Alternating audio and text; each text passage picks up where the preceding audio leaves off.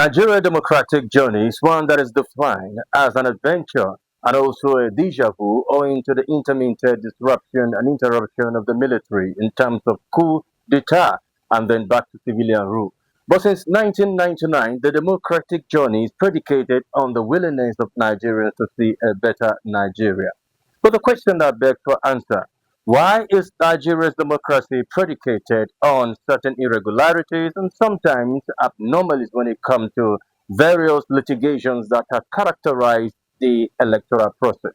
Hello, dear. It's a pleasure to have you join us on Political Affairs on Kama TV, and this is Democracy Day Special. My name is Chris Jacobs, and of course, I've been joined in the studio today by a panel of discussants who, of course, will further the conversation as to the journey so far since 1999 to this moment. To my far left, I have with me in the studio Titus Innocent Isinga. He is with the National Orientation Agency. And seated next to him is Honorable Helaxia Fakuta Naiwa, member of the African Democratic Congress, who also vied for office as a member of House of Representatives in the last general election.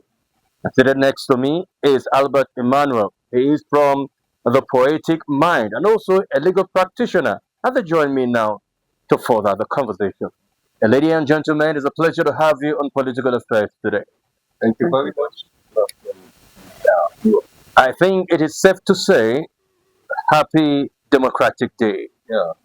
That is Happy Democracy Day, isn't it? That's right. All right, I'd like to start with a lady, of course. I say ladies first, isn't it? Honorable Alexa, can you take us a little bit to the journey? How would you react or define the democratic journey Nigeria embarked on since the first, second, and third republic, looking at it from 1999? Well, first of all, let's define even the democracy we are celebrating today. They say democracy is government of the people, by the people, and for the people. Mm. So it means there's no democracy without people. And from 1999, Nigeria started its own celebration. But today, being 2026, honestly, when I was leaving my house, I was asking myself, what are we celebrating today? Because if democracy is, if people are the ones that make the democracy, and people are crying about the democracy and the kind of situation where we are today in Nigeria, we don't have the democracy and we don't have the dividends of the democracy. I was asking myself, what am I even celebrating today as Nigerian? But somebody that just listened to you now, he say, of course, he might say, democracy in Nigeria is worth celebrating.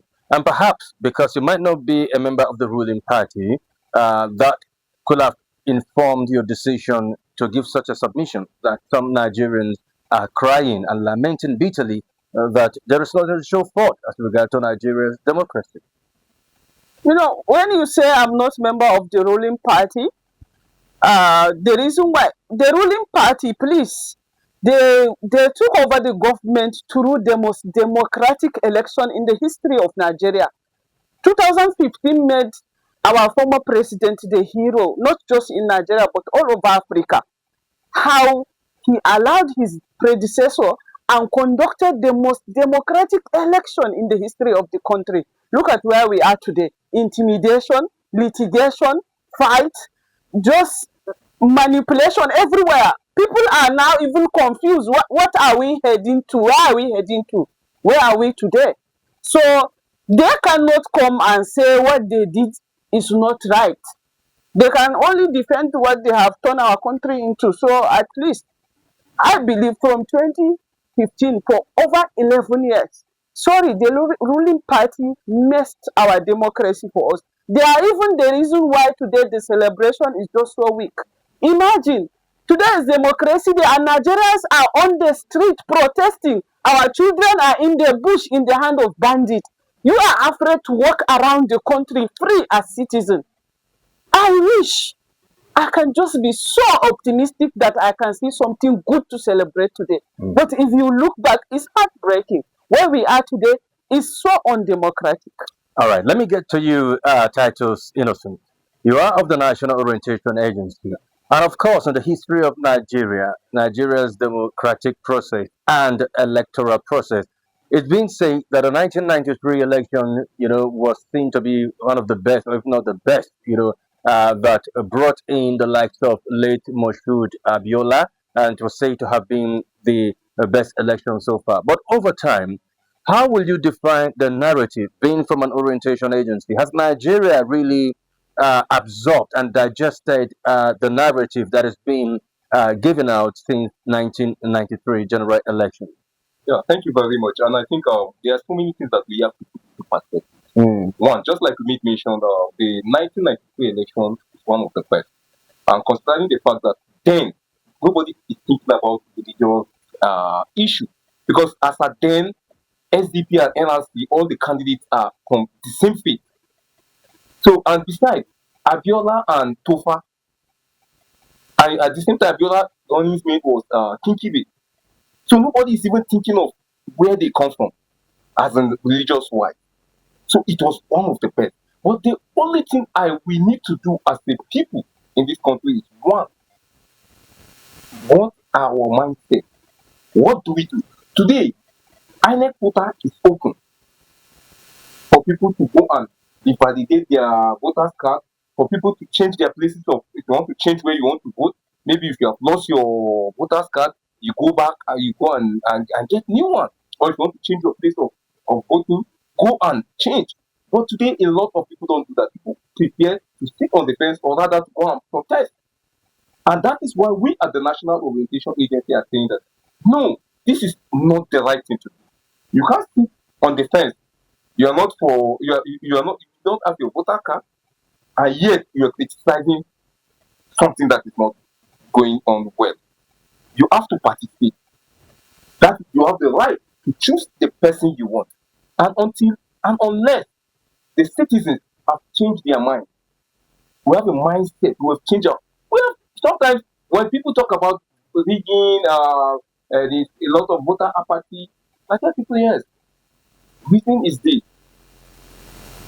lack of political will from the government. That I can't shy away from. Just like she made mention, I know I'm talking from the side of the government, but when you look at it, a lot of things have gone wrong. A lot.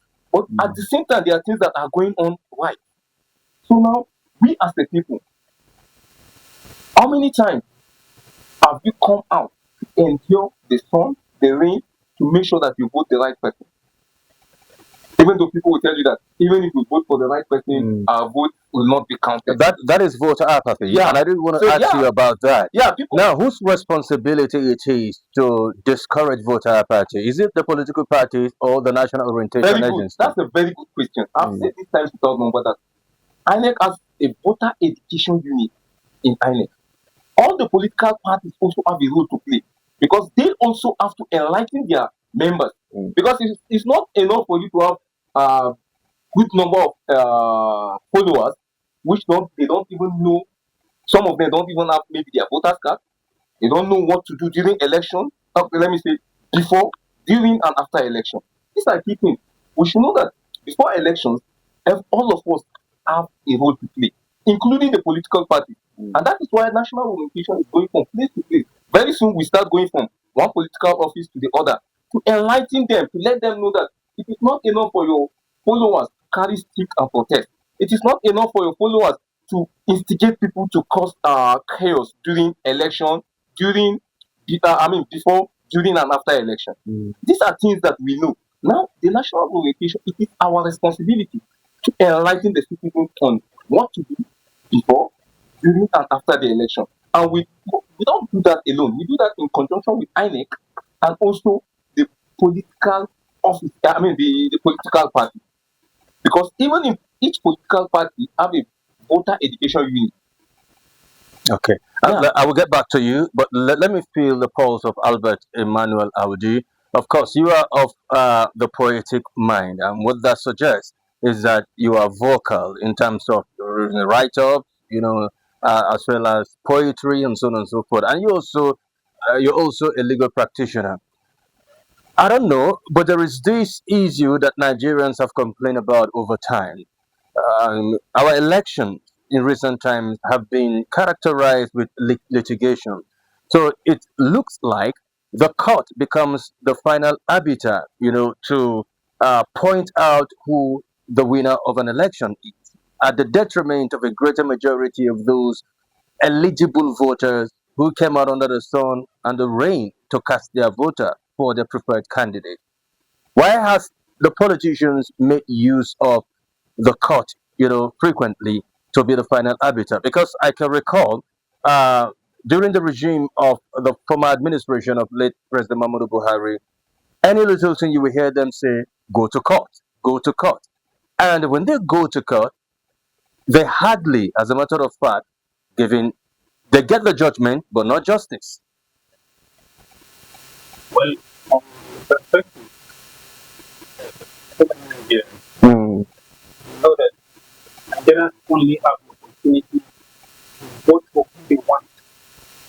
But the leaders, people in power, the cabal, the mm, cartels, that who come into power. okay. And then we see that playing again and again. The judiciary, although on paper, seems to be free from interference, but it's not true. We know that it's not true. You see the government telling you go to court if you are not satisfied. Mm, Whereas this same people have influence that they can actually influence who appoints the CJ that's correct. of Adamawa, Mhm. who appoints the Chief Justice of Nigeria. At the end of the day, whatever appointment is done within the judiciary, there's still a dark hidden hand of the government, of people in power that is actually in play. So when they tell you go to court, it's like telling you go to this my employee. Mm, Because at the end of the day, that is what they want. Because they know that I employ you. If I employ you here, I will tell you what to do. mm, If you do not do what I ask you to do, based on the terms that I gave, I will relieve you of your employment. And then for you to secure this position and secure your job, you want to my bidding, which is what we see with the Nigerian system and judiciary. So when they say go to court, invariably saying go to my employee. And Because who appoints the CJ? It is the executive, that is just the isn't it? clear reality. And he that he plays the tune, he that plays the pipe, dictate the tune, who Yeah. calls the shot. Yeah. Yes, as it is, you would find that is why you would find competing judgment, Mm, even within the same high court, even within the court of appeal, even within the Supreme Court. You find this same court of the same judicial capacity, mm, the same this thing, saying, do this on this. If this happen and this happen, this is how we interpret this matter, and this is how we come about and resolve this matter. Another court of the same status is actually giving a conflicting judgment. You find political parties saying this political party nominated this person, and for this reason, this person is going to this court and is getting an order. He went to this court and his order is refused. He's going to the next court and is getting the same order that was refused at the previous court. That is to tell you that these people are actually manipulated. The judiciary, although on paper looks to be free, they are independent. But we can't say that as Nigerians. We know that as Nigerians, as I said earlier, we only have the right to vote who we want to. But the leaders and the cartels, who they want to be our leaders, and they All right. keep doing that repeatedly. The conversation is getting interesting now. Let me get to you, Honorable Helex there. Now, you heard what Albert said. If I say go to court, it means go to my employee. But as a matter of fact, we have seen in Nigeria here where, of course, as a woman, you have been craving or agitating, for lack of a better word, agitating for the 35 affirmative action, to put you on the pedestal of equality and equity. But how far so far with this journey? Because it seems like the narrative on the street that if a woman ventures into politics, there is this uh, tack, there is this level, Nigerians see such a woman with, and it is so predominant in the northern part of Nigeria. How has the Nigerian woman fared over time as regard to these narrative and these stereotypes? Well, up to today, we are still. I once come here for an interview about this bill women are pushing, reserved seat for women bill, of which the democratic process out there is tedious. If even in our political party, the recently concluded primary election, we only had two female candidate aspirants, and they didn't even make it to the primaries. Why? Because women have a lot of disadvantages, the economic disadvantage and the social disadvantage, and so on and so forth. So we women now are trying to see how we can get involved. And to be honest with you, the ruling party has not been getting us involved. Remember, even our governor, maybe he was in PDP. That's why our women in Adamawa are even lucky to If have somebody him. hears you now talk this way, in this manner, the person might think you're a member of the People's Democratic No, Party. no, no, no. I'm So, a so member I of. need you to mention the party you belong to when you talk about your party Okay. that had primaries. I'm in African Democratic Congress, Okay. and what I'm seeing is that if you check across all the political parties today, it's just very few number of women that got the ticket. Every political season, it goes down, and especially in elective positions, Okay. women are out in all the political parties, including In mine. all the political parties. In Okay, all the let's leave it at political that for parties. now so that you can catch your breath. But of course, we'll still build upon this when we come out from this short time out. Is that okay? Well, you're watching Political Affairs on Kama TV. I've been speaking with Titus Innocent Isinga. He's from the National Rotation Agency, and Honorable Heladia Pakuta Naiwa of the African Democratic Congress, as well as Albert Emmanuel Audi. He's a member for Ethic Mind and also a legal practitioner. But at the moment, we'll take a short break. I'll be back in a moment. Do join us again. And for those following the conversation live on Facebook page, I will need you to ask your questions, send your comments, suggestions to the comment section, and of course, we might respond to you swiftly. Do join us again.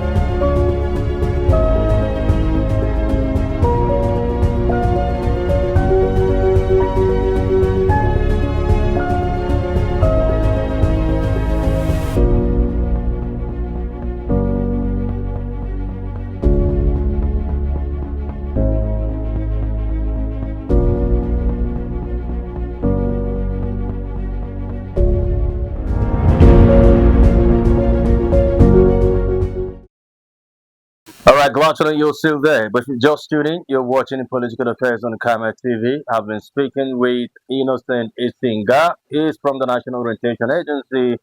Honorable Heladia Fakuta Naiwa, member of the African Democratic Congress. And Albert Emmanuel Audi is also a member of Poetic Mind and a legal practitioner.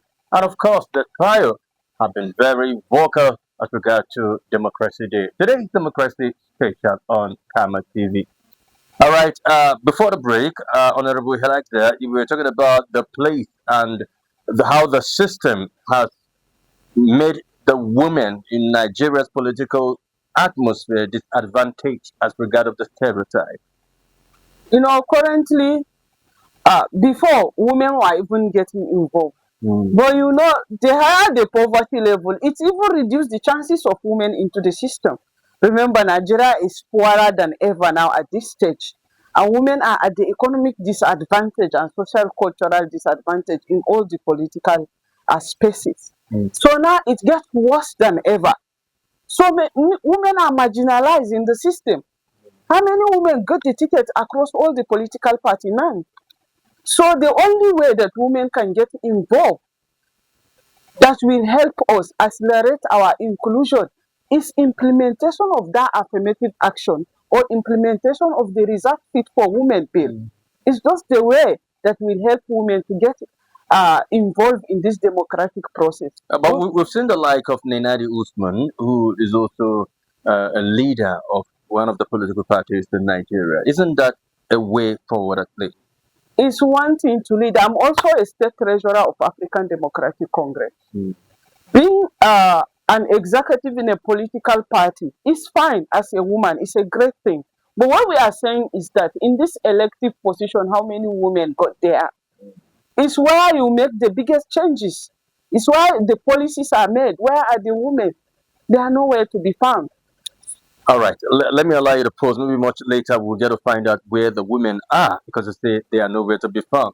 It's Titus Innocent Singer. You've heard earlier what Albert said about how the judicial system in Nigeria seems to be one-sided and seem to be a little bit lopsided when it comes to jurisprudence. But my concern now is not even the litigation. So my concern is voter apathy. How do we improve, you know, election participation? How do we improve having a seamless process when it comes to our election? The reason why I ask this question now, you got to get your voter card.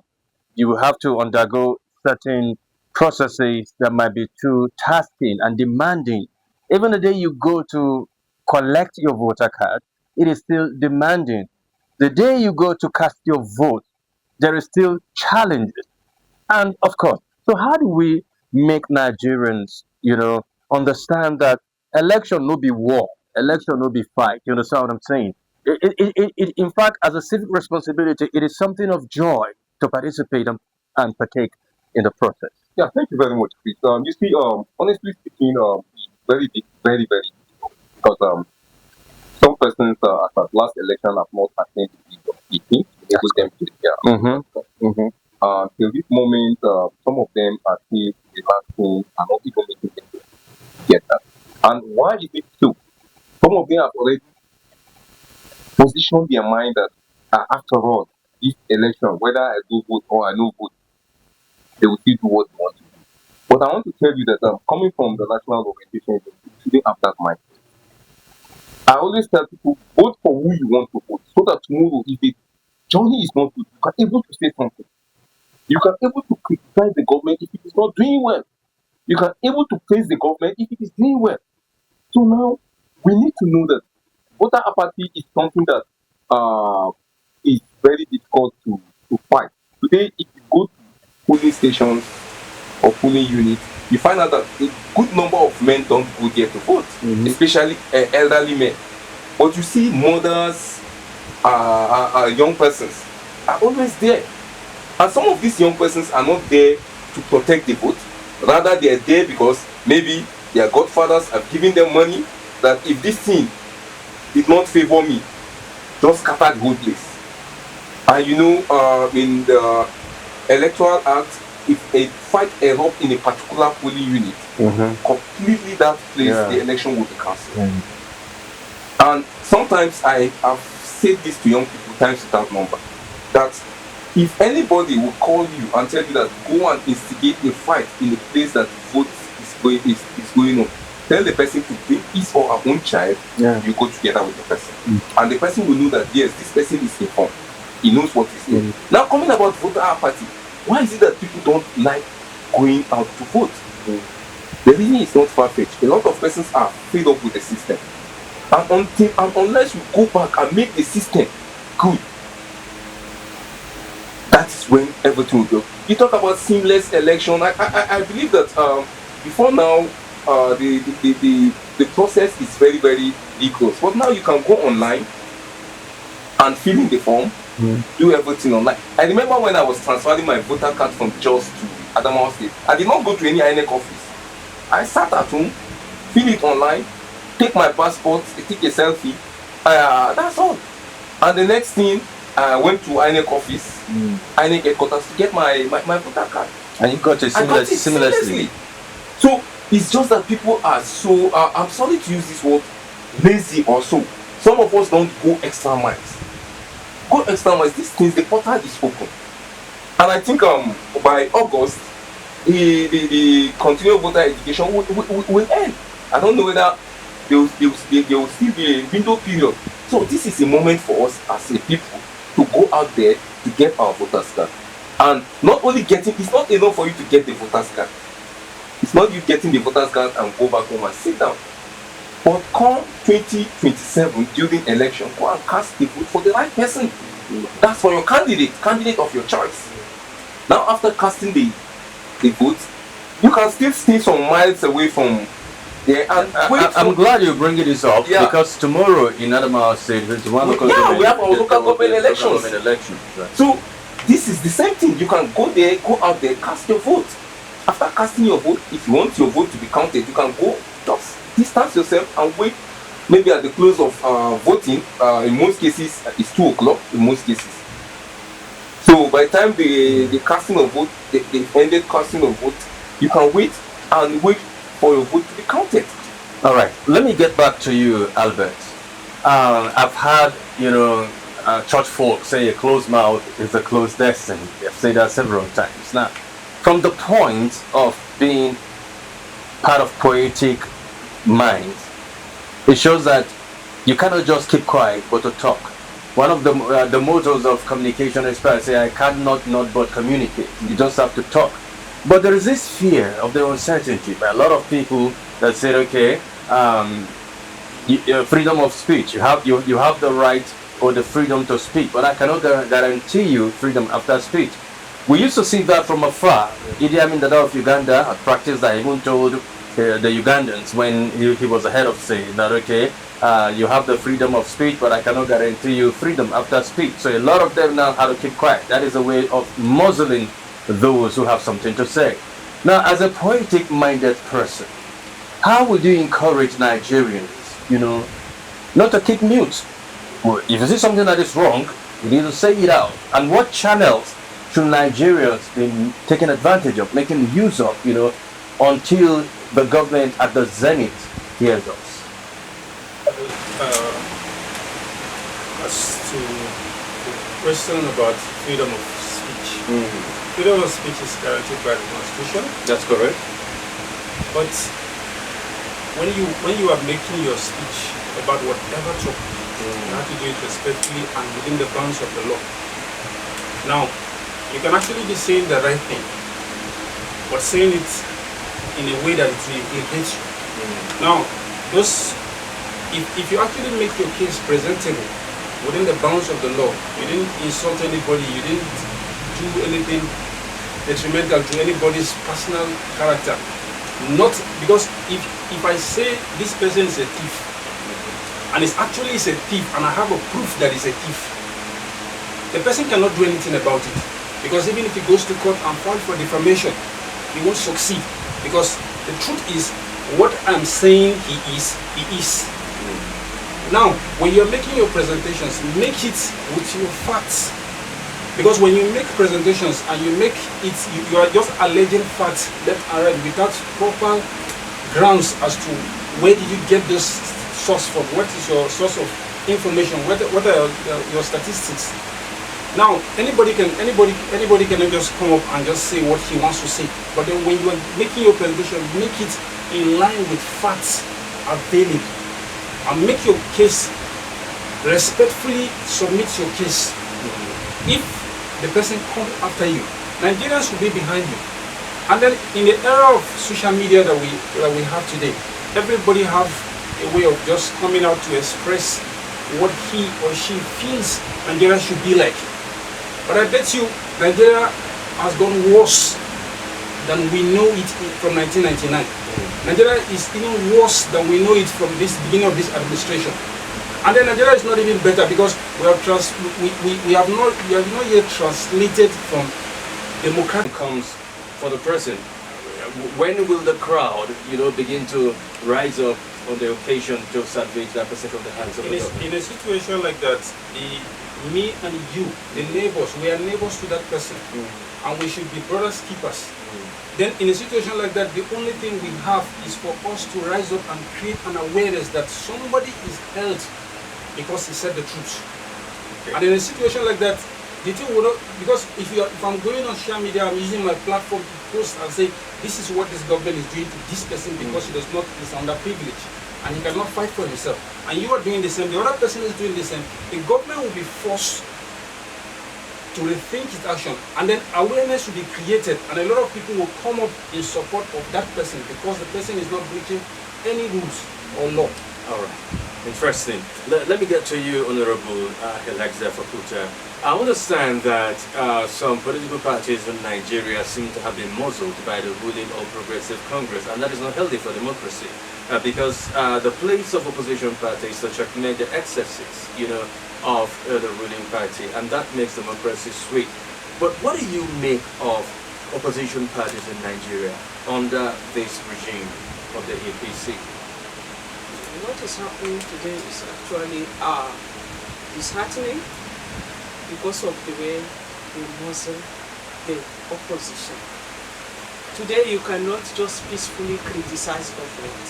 I don't mean insult government, just normal criticism is a problem.